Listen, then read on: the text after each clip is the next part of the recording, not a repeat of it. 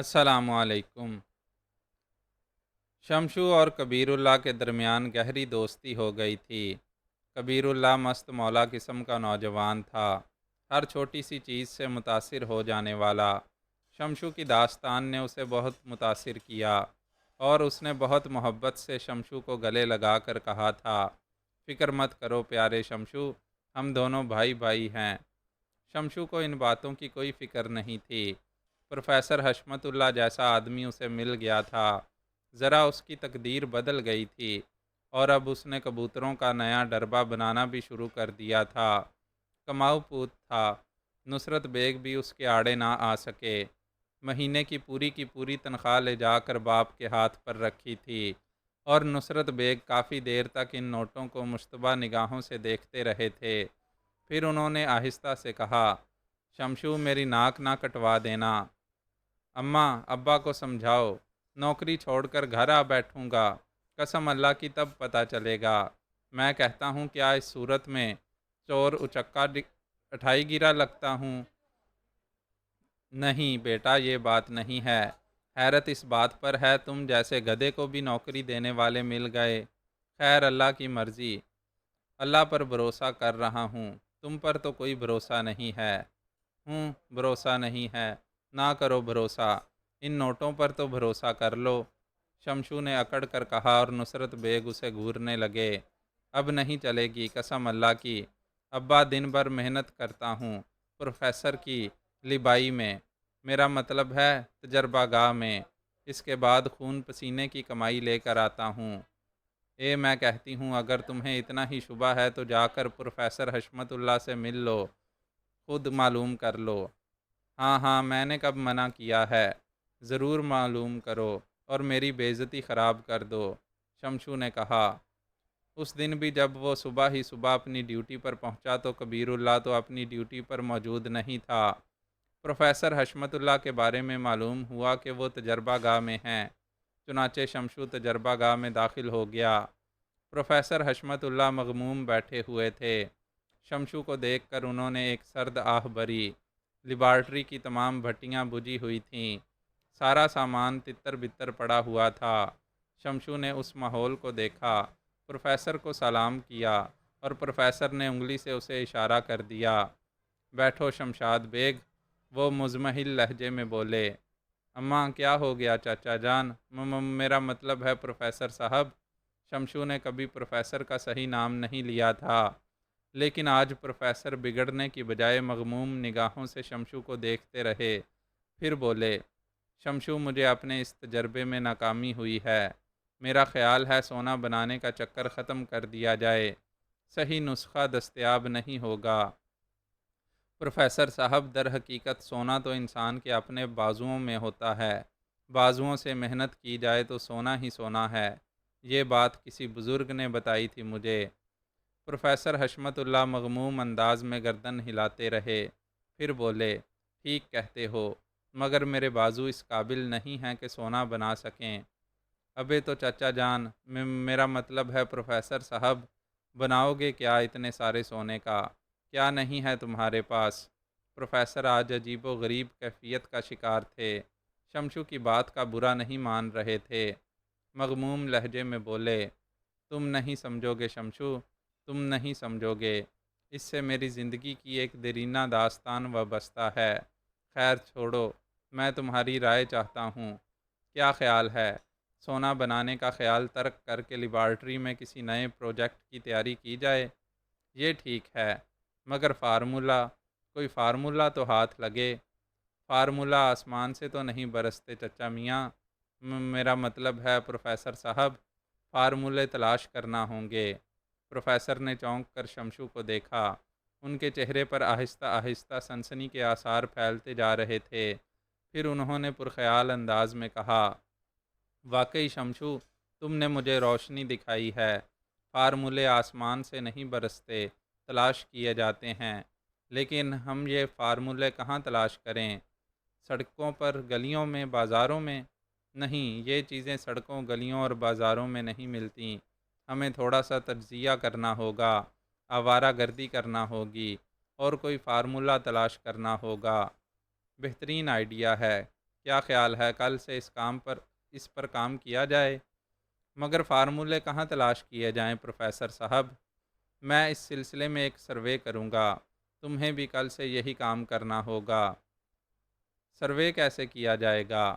بس یوں ہی آوارہ گردی، انسانوں کا تجزیہ، حالات کا تجزیہ، سائنسی تجربہ گاہوں کے آس پاس چکر لگانا ہوں گے، شہر گردی کرنا ہوگی، یقیناً کوئی نہ کوئی فارمولہ ہمارے ہاتھ لگ جائے گا۔ سروے؟ سروے؟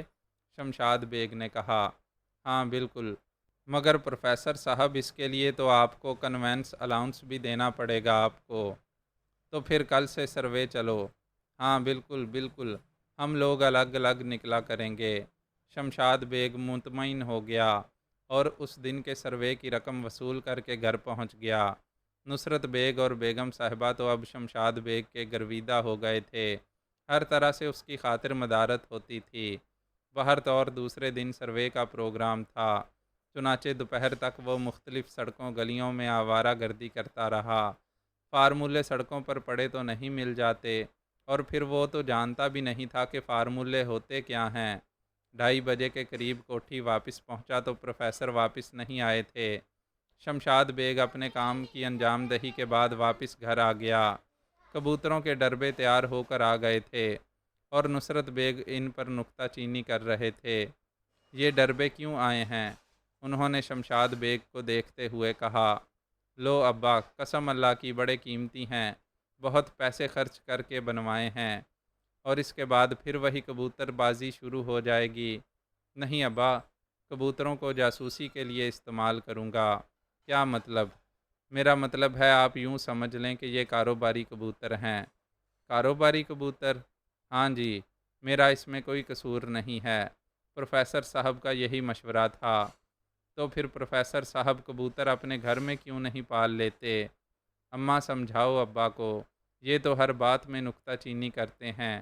تنخواہ دے رہا ہوں میں تمہیں، لو یہ اوور ٹائم بھی رکھو۔ شمشاد نے 20 روپے نکال کر ماں کو دیتے ہوئے کہا، ہیں اوور ٹائم بھی شروع ہو گیا؟ ہاں، کبوتر پالنے ہیں، ان کی دیکھ بھال بھی کرنی ہے، اور ان کے ذریعے جاسوسی کرنی ہے۔ کیا سمجھے ابا؟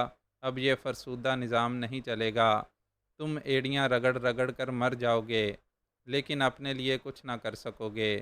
میں زمانہ جدید کا ہیرو ہوں، قسم اللہ کی، دیکھنا عالی شان محل نہ بنوا دوں تمہارے لیے تو میرا نام بھی شمشاد بیگ عرف شمشو نہیں ہے۔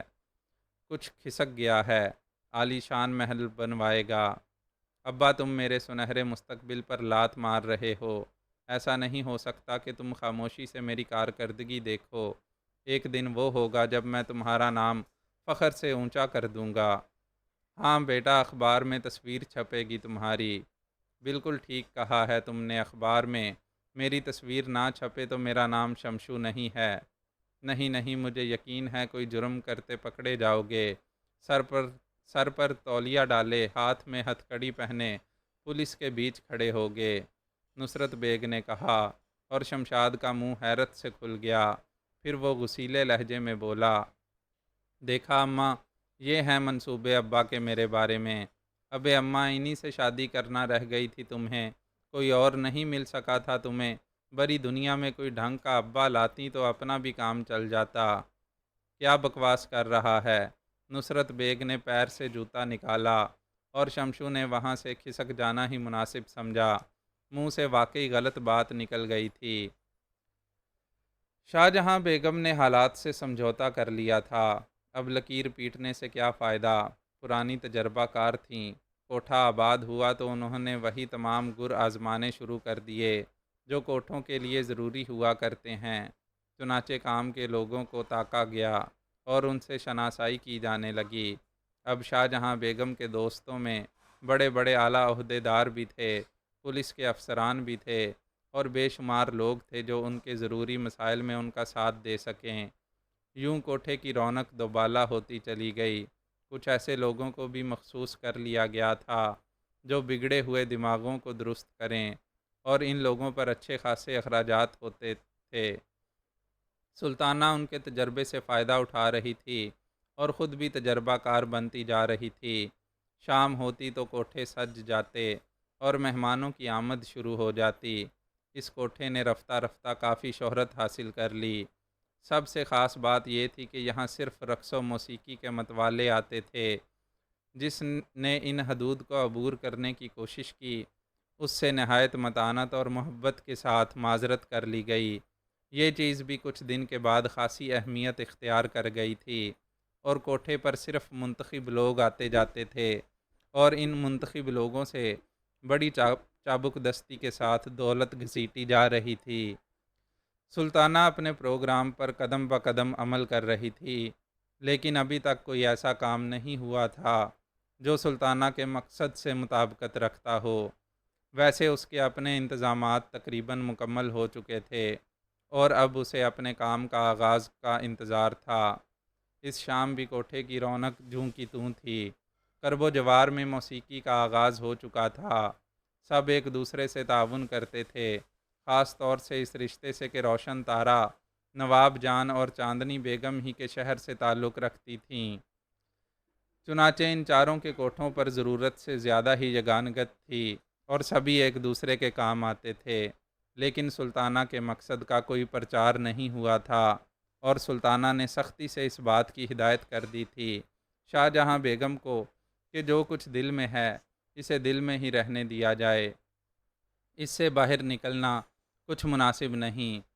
کچھ دلچسپ واقعات بھی اس دوران میں پیش آئے۔ مثلاً ایک دن طاہر علی صاحب یہاں اپنے چند دوستوں کے ساتھ پہنچ گئے، اور یہاں آنے کے بعد ان کی حالت کافی غیر ہو گئی۔ شاہ جہاں بیگم نے انہیں پہچان لیا، اور انہیں بڑے اہتمام کے ساتھ خوش آمدید کہا گیا۔ طاہر علی تھوڑی دیر تک تو شاہ جہاں بیگم کو نہ پہچان پائے، لیکن جب انہوں نے پہچانا تو دم بخود رہ گئے۔ آپ یہاں، میرا مطلب ہے، کہیے طاہر علی صاحب کیسے مزاج ہیں آپ کے؟ شاہ جہاں بیگم کا لہجہ آج بدلا ہوا تھا۔ باخدا آپ تو بالکل ہی تبدیل ہو گئیں۔ وہاں اس جگہ آپ اپنے آپ کو برباد کر رہی تھیں۔ ہاں، خدا آپ کو آباد رکھے طاہر علی صاحب، آپ نے ہمیں پھر سے آباد کر دیا۔ شاہ جہاں بیگم کے الفاظ میں اتنا طنز تھا کہ طاہر علی تلملا کر رہ گئے۔ چند لمحات تک کچھ نہ بول سکے، پھر کہنے لگے، اور آپ کے ساتھ وہ لڑکیاں جو تھیں، سب کی سب یہاں اپنے جادو جگا رہی ہیں۔ ابھی تھوڑی دیر کے بعد آپ کی ان سے ملاقات ہوگی، لیکن بہت جلد آپ نے ایک عمدہ مقام بنا لیا۔ میں تو یہاں تعریف سن کر آیا ہوں۔ نوازش ہے آپ کی۔ آپ جیسے کرم فرماؤں کی محبتیں حاصل رہیں تو ابھی تو یہ نام کچھ اور بڑھے گا۔ طاہر علی کو ایک ایک لفظ اپنے اوپر طنز محسوس ہو رہا تھا۔ شاہ جہاں بیگم نے کہا تھا کہ آپ جیسے کرم فرماؤں کی وجہ سے یہ کوٹھا آباد ہو گیا۔ یہ بات طاہر علی کو ایک بدترین گالی محسوس ہوئی تھی، لیکن بات جس نفاست سے کہی گئی تھی اس کے برا ماننے کی کوئی گنجائش نہیں تھی۔ بہرطور جب تک بیٹھے رہے بے چین رہے، اور پھر بھاگ جانے میں عافیت سمجھی۔ اس رات خوب کہکہے لگ رہے تھے۔ شاہ جہاں بیگم بھی ان کہکہوں میں شریک تھیں۔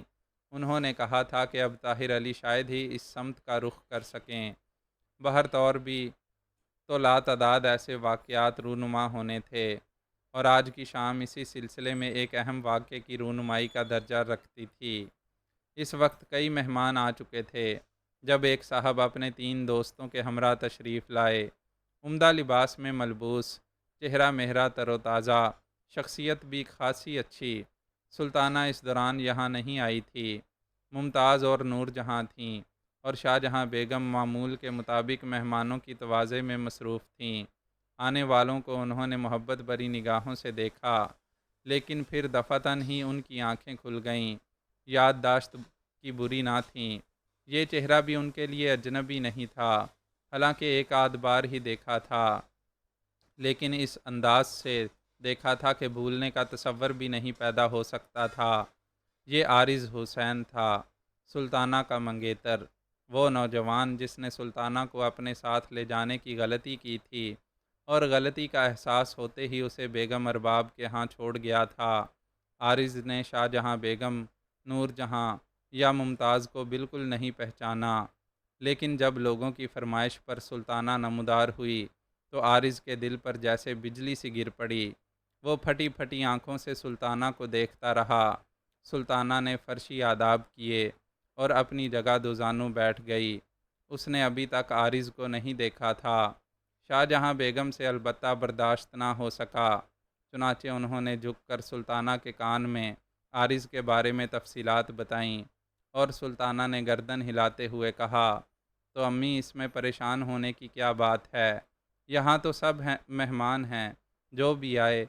سلطانہ نے عارض کی طرف دیکھنے کی کوشش نہیں کی تھی۔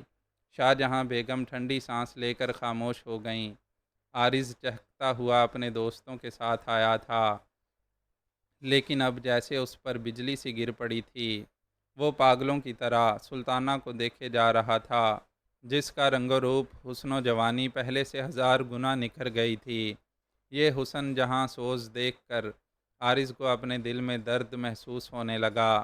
وہ تو اس کے آنگن کا پھول تھا، یہ تو اس کی عزت تھی، اس کے گھر کی روشنی، جو اب یہاں بالا خانے پر جگمگا رہی تھی۔ رات گزرتی رہی، تماش بین ایک ایک کر کے رخصت ہوتے گئے، مگر عارض سر جھکائے کسی بت کی طرح خاموش بیٹھا ہوا تھا۔ سلطانہ نے اس پر کوئی توجہ نہ دی تھی، حتیٰ کہ آخری تماش بین بھی اٹھ کر چلا گیا۔ اے میاں، کیا آپ رات یہیں پر گزاریں گے؟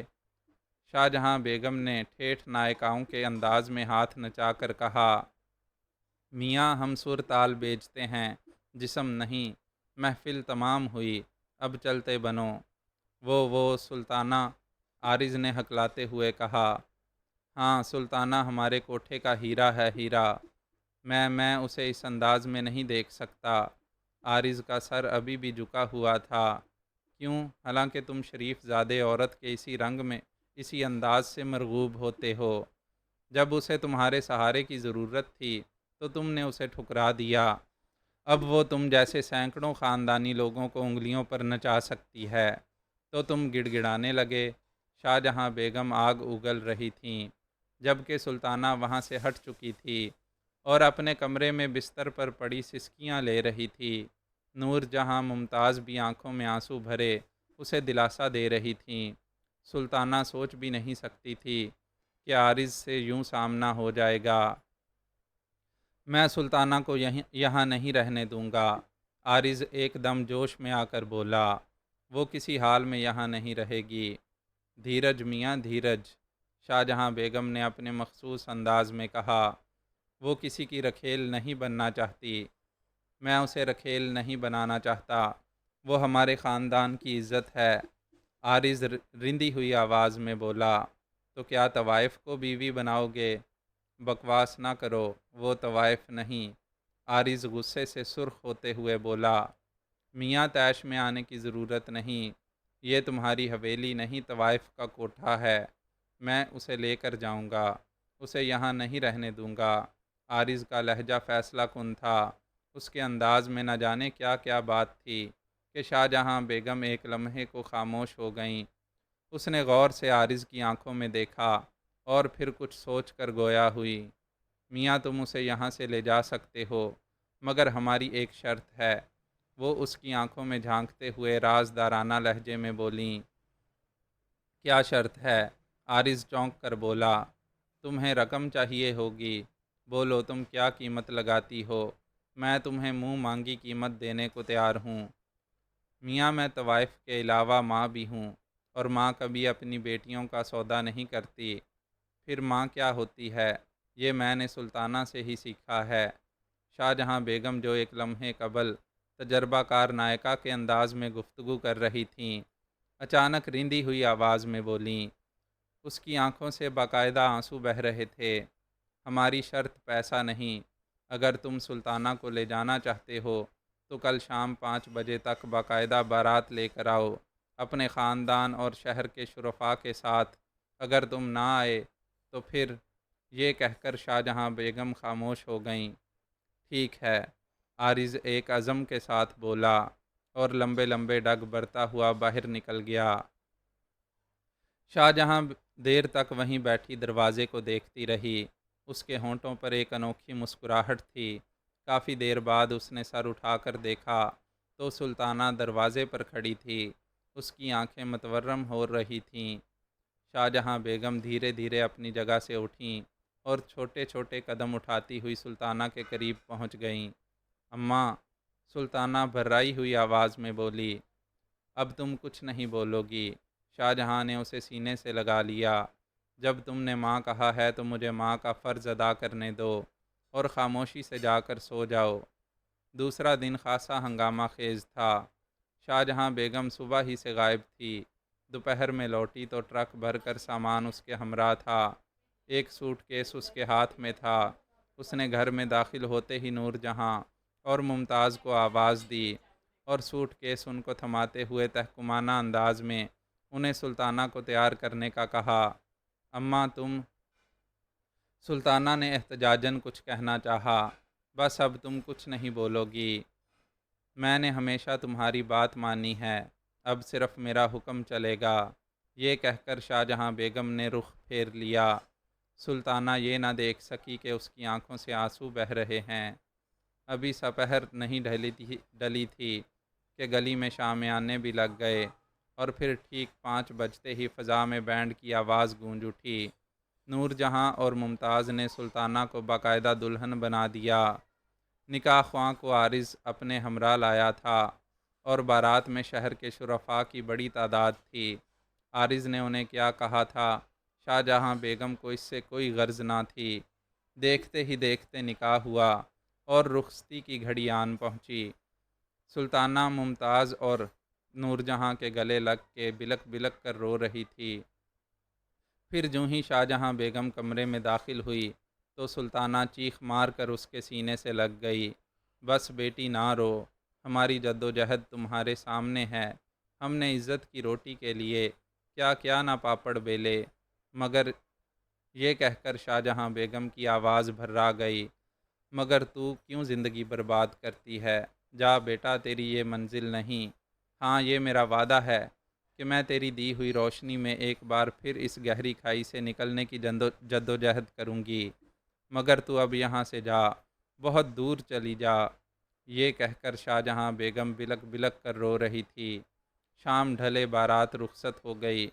شاہجہاں بیگم نے بساط سے زیادہ جہیز دیا تھا اور یوں رخصت کیا تھا جیسے واقعی سلطانہ اس کی سگی بیٹی ہو۔ شمشاد بیگ عرف شمشو پروفیسر صاحب کے خرچ پر اب آوارہ گردی کر رہے تھے۔ اس کے ساتھ ہی اس نے کبوتروں کا دھندا بھی شروع کر دیا تھا۔ گھر میں رقم دینے کے باعث اب ابا کی ڈانٹ ڈپٹ میں بھی کسی قدر کمی آ گئی تھی۔ اس روز بھی وہ کسی فارمولے کی تلاش میں ناکامی کے بعد کبوتروں کا جوڑا لیے گھر میں داخل ہوا تھا۔ اس نے خلاف توقع مرزا نصرت بیگ کو وقت سے پہلے ہی گھر میں بیٹھے ہوئے دیکھا تو ماتھا ٹھنکا، مگر یہ دیکھ کر اسے اطمینان ہوا کہ ان کا موڈ خوشگوار ہے۔ ان کے ہاتھ میں ایک خط دبا ہوا تھا۔ ابا، خیریت تو ہے؟ یہ خط کس کا آ گیا؟ شمشو نے چہرے پر سنجیدگی لانے کی کوشش کرتے ہوئے پوچھا۔ جب سے اسے پروفیسر کی لیبارٹری میں نوکری ملی تھی، اس کی کوشش ہوتی تھی کہ گھر میں داخل ہوتے ہوتے اس کے چہرے پر سنجیدگی ہو۔ یہ الگ بات تھی کہ سنجیدگی پیدا کرتے ہوئے اس کا چہرہ مزید مضحکہ خیز ہو جاتا تھا۔ ارے بیٹا، تمہارے چاچا ریاضت بیگ کا خط ہے کراچی سے، اماں نے پیار سے کہا۔ اچھا، آج ان کے پیٹ میں ہماری یاد کا درد کیوں اٹھا ہے؟ ابے چپ خبیث، شرافت بیگ دھاڑ کر بولے۔ چل جلدی سے سامان سمیٹنے میں ہاتھ بٹا۔ وہ کیوں؟ شمشو حیرت سے بولا۔ ارے بیٹا، آج ہمیں کراچی جانا ہے۔ تیرے چاچا نے کورنگی میں ہمارے لیے پکے کوارٹر کا بندوبست کیا ہے، اماں نے خوشی سے بتایا۔ مگر اماں، میری نوکری اور جاسوس کبوتر؟ بکواس نہیں، بھاڑ میں گئی تیری نوکری اور کبوتر، چل تیاری کر، نصرت بیگ چلا کر بولے۔ شمشو کی آنکھوں سے آنسو بہہ نکلے۔ نوکری کی تو فکر اسے نہیں تھی، مگر کبوتروں اور اپنے عشق کی بربادی کا غم اسے دہلائے دے رہا تھا۔ اماں نے نصرت بیگ کو ایک طرف لے جا کر نہ جانے کان میں کیا کہا کہ وہ سر ہلانے لگا اور پھر بولے، چل اپنے کبوتر بھی ساتھ لے لے۔ شمشو چونک کر اپنے باپ کو یوں دیکھنے لگا جیسے ان کے سر پر سینگ اگ گئے ہوں۔ کراچی کا ماحول لاہور سے بالکل مختلف تھا۔ وہاں ہر آدمی بس کام کا کام، اور کام کے چکر میں بھاگ رہا تھا۔ کورنگی حکومت نے بھارت سے آئے ہوئے مہاجروں کے لیے آباد کی تھی۔ شہر سے دور یہ آبادی خاصی صاف ستھری تھی۔ نصرت بیگ نے بھی یہاں آتے ہی اپنے آبائی پیشے کو دوبارہ زندہ کر لیا تھا اور گھر کے ایک حصے میں کارخانہ کھول لیا تھا، اور شمشو کو بھی سمجھا بجھا کر اس نئے کام پر لگا لیا تھا۔ البتہ کبوتر بازی کی اسے اجازت مل گئی تھی۔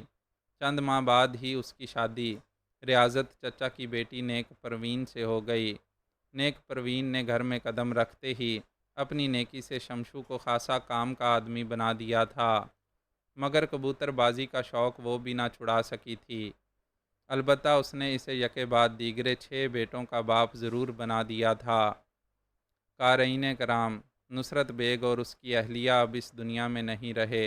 البتہ آج بھی اگر آپ کا گزر کبھی چورنگی 4 نمبر سے ہو تو آپ 80 سالہ استاد شمشو مرزا کو ہوٹل میں یا پلیا پر اپنے شاگردوں کے ہمراہ بیٹھے ضرور دیکھ سکتے ہیں، جو لوگوں کو کبوتر بازی پر لیکچر دے رہا ہوگا۔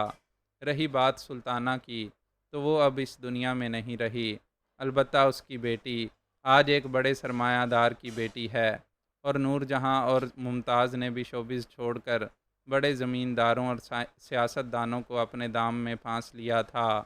آج ممتاز کا ایک داماد قومی اسمبلی کا رکن ہے، جبکہ نور جہاں کا داماد ٹیلی ویژن کا ایک نامی گرامی پروڈیوسر ہے، مگر ہم ان کا نام آپ کو نہیں بتا سکتے۔